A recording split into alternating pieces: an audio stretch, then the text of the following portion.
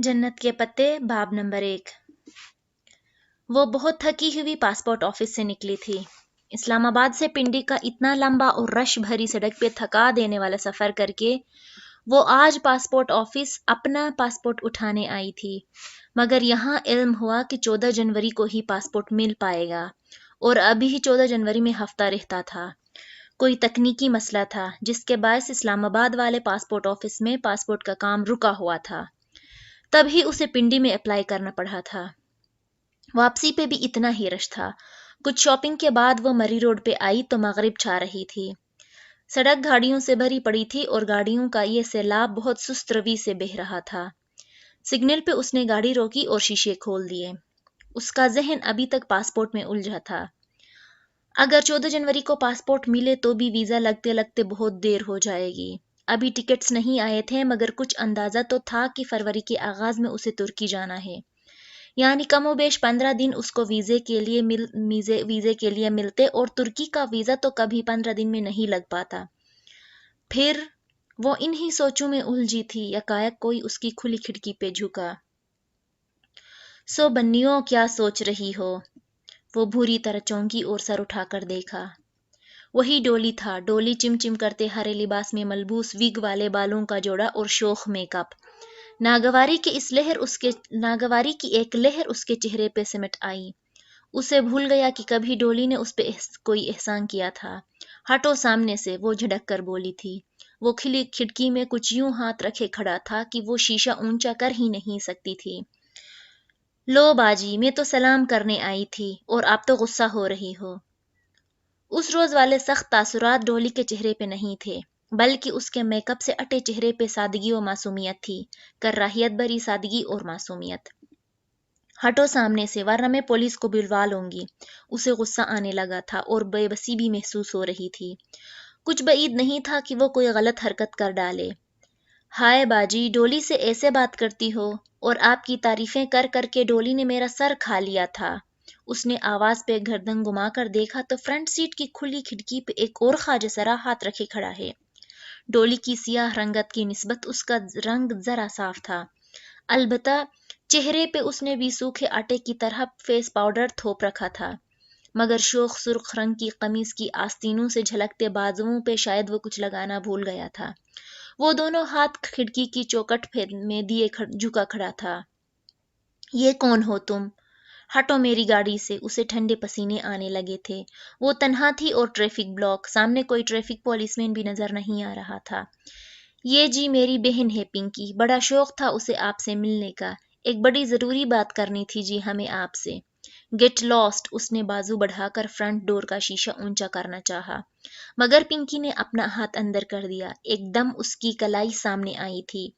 हया ने देखा पिंकी की कलाई पे एक गुलाबी सुर्ख सा 1 इंच का कांटा बना था, जैसे जला हो या शायद बर्थ मार्क था। हटो, आई से गेट लॉस्ट। वो आलम तेश में फ्रंट डोर का शीशा ऊपर करने लगी, मगर पिंकी ने उस पे हाथ रख दिए थे। शीशा ऊपर नहीं हो पा रहा था। बाजी, ऐसे तो ना करो पिंकी नाल, उसका हाथ जख्मी हो जाएगा जी। डोली ने पीछे से कहते हुए हाथ बढ़ाकर उसके कंधे पे रखा तो वो तेवरा कर घूमी और जोर से डोली को धक्का दिया। वो उस हमले के लिए तैयार ना था, सो लड़खड़ाकर 2 कदम पीछे हटा। उसे चंद सेकंड मिल गए और उसने जल्दी जल्दी अपनी तरफ का शीशा चढ़ा दिया। अब तुम भी हटो इधर से, वरना मैं लोगों को इकट्ठा कर लूंगी। वो बाजू बढ़ाकर पिंकी की तरफ वाला शीशा बंद करने लगी, मगर वो अड़ ही गया था। बाजी जी, मैं तो थानू डोली के दिल की बात बताने आई थी और तस्सा इस तरह कर रहे हो। ये जो डोली है ना, ये बड़ा पसंद करती है, मगर इकरार नहीं करती। पिंकी मसनूवी अंदाज में बन बन कर उठ रहा था। पीछे डोली बंद शीशा बजाने लगा था। Shut up and get lost. वो पूरी कुव्वत से शीशा ऊपर चढ़ाने लगी। पिंकी की उंगलियां जो शीशे के किनारे से टुकी थीं, साथ साथ ऊपर उठने लगी। बाजी जी, गल तो सुनो। डोली घूम कर पिंकी के साथ आखड़ा हुआ था। उसी इसना में इशारा खुल गया। गाड़ियां आगे बढ़ने लगी। हया की गाड़ी रुकी खड़ी थी। उकुब में गाड़ियों के हॉर्न बजने लगे थे, मगर दूर खड़ा पुलिसमैन खामोशी से तमाशा देख रहा था।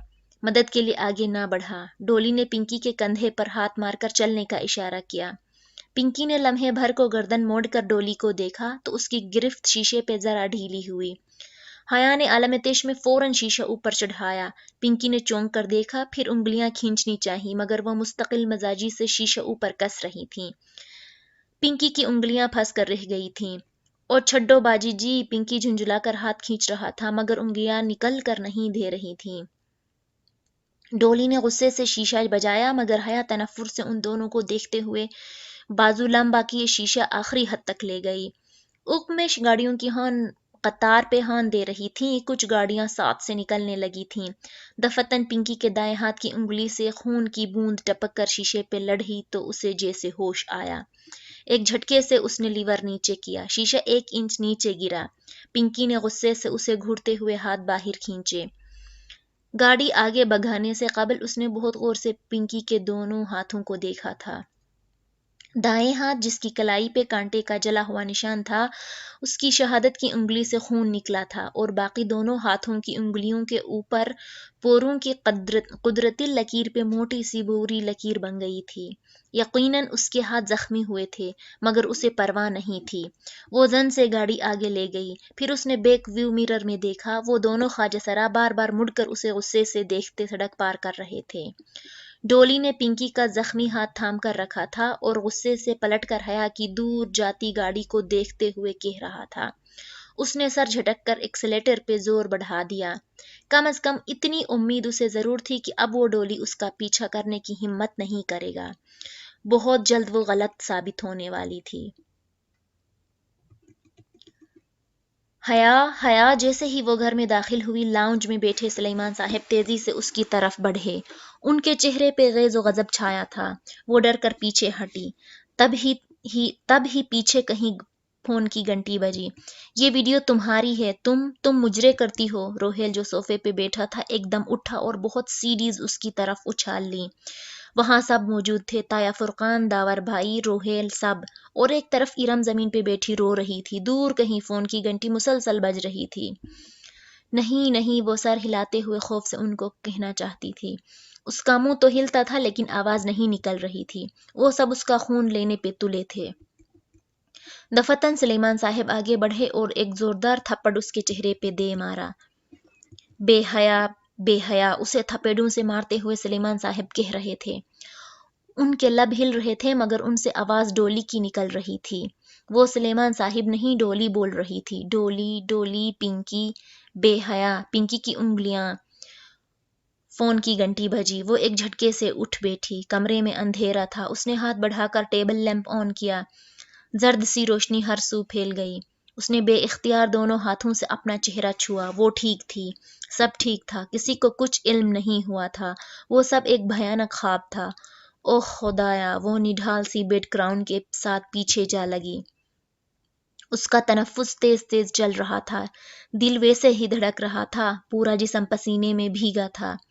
فون کی مخصوص ٹون اسی طرح بج رہی تھی۔ ہاں، بس وہ گھنٹی خواب نہیں تھی۔ اس نے سائڈ ٹیبل سے فون اٹھایا اور چمکتی اسکرین کو دیکھا۔ Private number calling. چند لمحے لگے تھے اسے ایک فیصلے پہ پہنچنے میں اور پھر اس نے فون کان سے لگا لیا۔ میجر احمد، میں آپ کے آفس آ کر رپورٹ کروانے کے لیے تیار ہوں۔ کل صبح 9 بجے میرے گھر کے بیک سائڈ پہ موجود گراؤنڈ کے انٹرنس گیٹ پہ گاڑی بھیج دیں۔ 9 بجے شارپ۔ شیور، اسے فاتحانہ لہجہ سنائی دیا تھا۔ اس نے آہستہ سے فون بند کر دیا۔ کبھی بھی وہ کسی لڑکے سے یوں تنہا نہیں ملی تھی، مگر نہ ملنے کی صورت میں وہ ویڈیو کبھی نہ کبھی لیک ہو جاتی تو زیادہ برا ہوتا۔ اس نے بے اختیار جھرجھر لی۔ اسی خوفناک خواب نے اسے یہ سب کرنے پہ مجبور کر دیا تھا۔ اسے لگا اب اس کے پاس اور کوئی چارہ نہیں ہے، رہا میجر احمد تو اس سے وہ نپٹ لے گی۔